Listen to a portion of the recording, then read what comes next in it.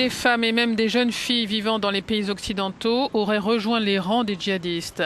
Combien sont-elles? Pourquoi partent-elles? Certaines auraient basculé dans le camp de ces organisations radicales via les réseaux sociaux. Quelle est la stratégie de ces groupes? Mia Melissa Bloom est professeure des études en sécurité à l'université de Massachusetts. Quand une femme est impliquée dans une organisation terroriste, dit-elle, cela incite d'autres hommes à participer. Les groupes peuvent dire des choses comme « vous vous cachez derrière des femmes si vous ne rejoignez pas l'organisation ».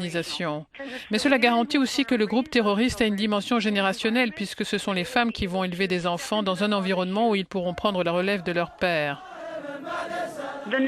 La notion que les femmes sont uniquement radicales parce qu'elles ont perdu leur bien-aimé ou parce que leur mari a été tué est vraiment contestée.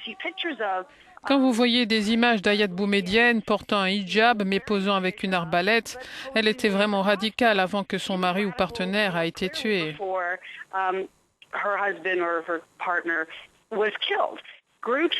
Les groupes qui n'ont auparavant jamais utilisé de femmes, des groupes comme les talibans, Boko Haram et plus récemment les Shebab, ont commencé à utiliser de plus en plus de femmes.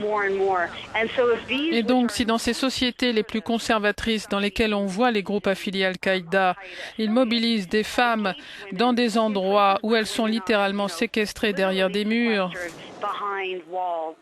où elles ne sortent pas de chez elles, alors nous voyons vraiment que les groupes terroristes ont une stratégie en utilisant les femmes.